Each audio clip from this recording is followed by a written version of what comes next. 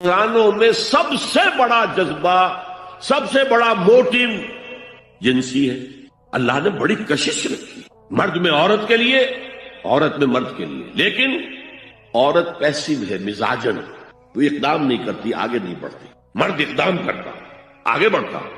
یہ جو کشش ہے، اس کے نتیجے میں مرد اور عورت کے درمیان بے حجابی گویا کہ آگ پر تیل ڈالنا ہے، آگ بھڑکے گی۔ اسلام نے اس کو روکا ہے، پورا نظام اس کا معاشرتی، ایک بہت بڑا پردہ پورے معاشرے میں ہے، بہت بڑا پردہ، جیسے یہ چھوٹا سا پردہ آپ کو نظر آ رہا ہے نا، ادھر عورتیں ادھر مرد ہیں۔ اب یہ ہے بہت پیاری آیت ہماری خواتین کے لیے قابل غور۔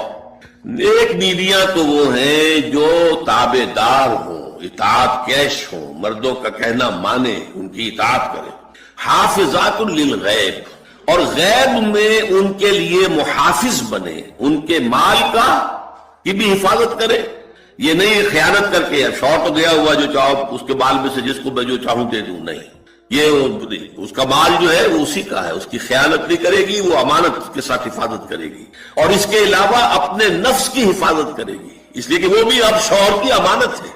اب اس کا جو بھی جنسی معاملہ ہے وہ اس کے اپنے اختیار میں نہیں رہا، اس کو مل کے بزا کہتے ہیں ہماری فقہ کے اندر، کہ در حقیقت اس کا اختیار کامل اب شوہر کے ہاتھ میں آ چکا ہے، اس کے جنسی اعضاء جو ہے وہ شوہر کے کنٹرول میں ہے، مل کے بزا، ملکیت گویا کہ اس کی ہے، لہذا اس میں کوئی خیانت اگر وہ کر رہی ہے تو وہ بھی اس کے خلاف ہو جائے گا معاملہ۔ فالصالحات قانتات، تو نیک بیویاں وہ ہوتی ہیں جو تابع دار ہو، فرما بردار ہو، اور غیب میں یعنی شوہروں کی عدم موجودگی میں جبکہ وہ موجود نہیں ہے حفاظت کرنے والی ہوں، اور وہ حفاظت مال کی بھی اور اس کے ان کا اپنے نفس کی بھی، اور یہ کام آسان نہیں ہے، آپ کو معلوم ہے۔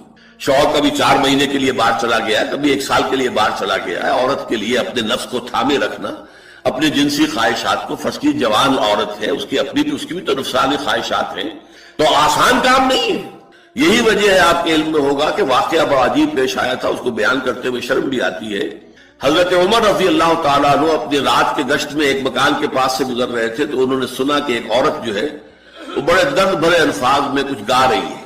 اگر مجھے اللہ اور اس کے رسول کا فرق کا خوف نہ ہوتا تو تم دیکھتے کہ اس وقت میری چارپائی جو ہے چرچرا رہی ہو۔ تو اس پر حضرت عمر جو ہے وہ دم تنبہ ہوا کہ ہمارے لوگ جو ہے جہاد پر جاتے ہیں، سال سال بھر تک واپس نہیں آتے، تو اس سے تو سوسائٹی کے اندر بہت زیادہ جو ہے ایک اندیشہ اور خطرہ پیدا ہو جائے گا۔ تو انہوں نے اب دیکھیے یہ بات بھی کہ دین میں کوئی شرم اور حیا اس معاملے میں نہیں ہے، کہ اپنی بیٹی سے پوچھا، حضرت حفصہ سے، اب وہ بیٹی بھی ہے اور ام المومنین بھی ہے، حضور کی اہلیہ ہے تو ام المومنین ہے، لہذا حضرت عمر کے لیے بھی ماں کے درجے میں ہے، اگرچہ ہے حضرت عمر کی صاحبزادی، کہ تم مجھے بتاؤ حفصہ ایک عورت زیادہ سے زیادہ کتنے عرصے تک صبر کر سکتی؟ اور کوئی قباحت محسوس نہیں کی حضرت حفصہ رضی اللہ تعالی عنہا نے، کہا 4 مہینے۔ تو پھر انہوں نے یہ آرڈر نافذ کر دیا، کوئی مجاہد 4 مہینے سے زیادہ جو ہے وہ بحث پر نہ رہے، لازماً وہ آئے چھٹی لے کر اور وہ گھر پہنچے۔ آپ اس کی روشنی میں دیکھیے جو کچھ ہمارے ہاں ہو رہا ہے، امارات میں جو لوگ کام کرتے ہیں، سعودی عرب میں کام کرتے ہیں، باہر کے ممالک میں کام کرتے ہیں، جوان بیویوں کو یہاں چھوڑ جائے، پھر جو قصے ہوتے ہیں، جو سکینڈلز ہوتے ہیں، پھر جب وہ شوہر صاحب تشریف لاتے ہیں تو وہ دیور اور بیوی جو ہے مل کر اسے قتل کرتے ہیں، اس لیے کہ یہاں تو دنیا بدل چکی ہے، دیور کی اور بھابھی کے رشتہ کچھ اور ہی بن چکا ہے، لہذا وہ قتل بھی کرتے ہیں، مال بھی سارا لے لیتے ہیں۔ یہ ساری خبریں آپ اخبارات میں پڑھتے ہیں، یہ کیوں ہے؟ فطرت کے خلاف ایک طرز عمل آپ اختیار کر رہے ہیں، یا تو اپنی فیملیز کو ساتھ لے کر جائے گی، یا یہ ہے کہ پھر یہ وقفہ کا جو ہے معاملہ زیادہ، میں سمجھتا ہوں اس حدیث کے بعد جو حضرت عمر کا فیصلہ تھا 4 مہینے کا، اس سے زائد جو ہے باہر سٹے کرنا، اپنے گھر نہ آنا، ایک اعتبار سے گناہ کے درجے کی بات ہو جائے گی۔ علیکم بسنتی و سنت الخلفاء الراشدین المہدیین، تمہارے ذمے ہے میری سنت بھی اور خلفاء راشدین جو ہے میری ان کی سنت بھی۔ انسانی تمدن کا اہم ترین اور بنیادی ترین مسئلہ کیا ہے؟ تمدن کا ایک ہے انسانی زندگی کا مسئلہ۔ انسانی زندگی کا سب سے پہلا مسئلہ وہی ہے کہ جو حیوانی زندگی کا بھی ہے، اپنی مادی ضروریات، پیٹ کھانے کو مانگتا ہے، سب سے پہلے یہی ہے، اس میں کوئی شک نہیں۔ لیکن اس کے بعد جب 2 انسان ملتے ہیں اور اس سے تمدن شروع ہوتا ہے، اس کا سب سے بڑا مسئلہ ہے انسان کی شہوت۔ اللہ نے 2 جنسیں بنا دی ہیں، مرد ہیں، عورت ہیں، اور ان دونوں کے درمیان تعلق سے نسل آگے چلتی ہے۔ اب اس معاملے کو کیسے ہارنس کیا جائے، کیسے منظم کیا جائے، یہ جذبہ بہت پوٹنٹ ہے. جو فرائڈ نے کہا ہے بس وہ یوں سمجھیے کہ ذرا زیادہ مرچ مسالہ لگا دیا، ورنہ اس میں کوئی شک نہیں کہ یہ بہت ہی پوٹنٹ جذبہ ہے انسان کا. انسٹنکٹ جو ہے سیکس کا انسٹنکٹ وہ بہت مضبوط ہے، بہت قوی ہے. لیکن جو شے جتنی قوی ہو اتنا ہی اسے پھر جو گھوڑا جتنا منظور ہو اتنا ہی اس کو لگام دینا جو ہے وہ آسان نہیں ہوتا، اس کے لیے پھر مشقت کرنی پڑتی ہے. تو اب اگر تو اس سیکس کو اوپن کر دیا جاتا، کھلا سیکس، فری سیکس، آج کل یہ لفظ استعمال ہوتا ہے فری سیکس، کیوس ہوتا، تمدن میں فساد ہو جاتا. اس کے لیے شادی کا معاملہ کہ ایک اور اس وقت یہ ہے کہ اصل نماز یہی ہے، یہ سورہ فاتحہ. چنانچہ میں آپ کو حدیث سنا رہا ہوں جو صحیح بخاری میں بھی ہے، صحیح مسلم میں بھی ہے، جامع ترمذی میں بھی ہے، سنن ابی داود میں بھی ہے، سنن نسائی میں بھی ہے، اور بہت سی کتابوں موجود ہیں. اور یہ عن عبادہ بن صامت رضی اللہ تعالی عنہ، حضرت عبادہ بن صامت سے ہے مرفوعا کہ حضور نے فرمایا لا صلاۃ لمن لم یقرأ بفاتحۃ الکتاب، اس شخص کی کوئی نماز نہیں ہے جس نے کہ سورہ فاتحہ کی تلاوت نہیں کی. اب اس سے ہمارے ہاں ایک بڑا اختلاف پیدا ہوا، وہ نوٹ کر لیجئے.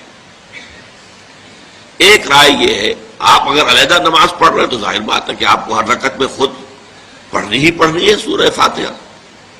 جب باجماعت پڑھ رہے ہیں اب کیا شکل ہو؟ امام پڑھ رہا ہے سورہ فاتحہ تو کیا مقتدی کو بھی پڑھنی چاہیے؟ اس حدیث میں جو الفاظ کی شدت ہے اس کی بنا پر رجحان یہ ہوتا ہے کہ یقیناً اس صورت میں ہر شخص کو لا صلاۃ لمن لم یقرأ بفاتحۃ الکتاب، جس نے کہ فاتحہ کی تلاوت نہیں کی، قرأت نہیں کی، اس کی کوئی نماز ہی نہیں. تو یہ موقف ہے امام شافعی کا، یہی مسلک ہے ہمارے اہل حدیث بھائیوں کا کہ آپ چاہے اکیلے نماز پڑھ رہے ہو، چاہے امام کے پیچھے پڑھ رہے ہو، اور چاہے امام جو ہے وہ جہری رکعت پڑھا رہا ہے اور چاہے سری رکعت پڑھا رہا ہے. خاموشی والی رکعت سورہ آپ کو معلوم ہے کہ نماز جو ظہر اور عصر کی ہے تو چاروں رکعتیں جو ہے وہ سری ہے. مغرب کے اندر آ کر دو جہری ہیں ایک سری ہے، عشاء میں آ کر دو جہری ہیں دو سری ہیں، سورہ اور نماز فجر کے اندر دونوں جو ہیں وہ جہری ہیں. تو چاہے جہری ہو چاہے سری ہو آپ کو بھی لازماً جو مقتدی ہے اسے بھی سورہ فاتحہ پڑھنی ہوگی. اب اس کے لیے انہوں نے یہ طریقہ جو ہے تلقین کیا ہے کہ امام تیزی سے نہ پڑھے، رک رک کر پڑھے الحمدللہ رب العالمین. اس کے بعد اتنا وقفہ دے دے کہ جو مقتدی ہے وہ بھی کہہ لے اپنے دل میں یا پڑھ لے الحمدللہ رب العالمین الرحمن الرحیم. تو یہ رک رک کر پڑھنا، خاص طور پر اگر آپ کو موقع ہوا ہو کسی اہل حدیث امام کی امامت میں نماز ادا کرنے کا، تو آپ دیکھیں گے کہ بڑا فرق ہے. ہمارے جو حنفی امام الحمدللہ رب العالمین الرحمن الرحیم مالک یوم الدین ایاک نعبد و ایاک نستعین، 4 آیتیں جو ہیں وہ بھی ایک ساتھ میں پڑھ جائیں گے. لیکن یہ کہ عام طور پر جو اہل حدیث حضرات ہیں وہ رک رک کر ٹھہر ٹھہر کر پڑھتے ہیں، ترتیل کے انداز میں پڑھتے ہیں.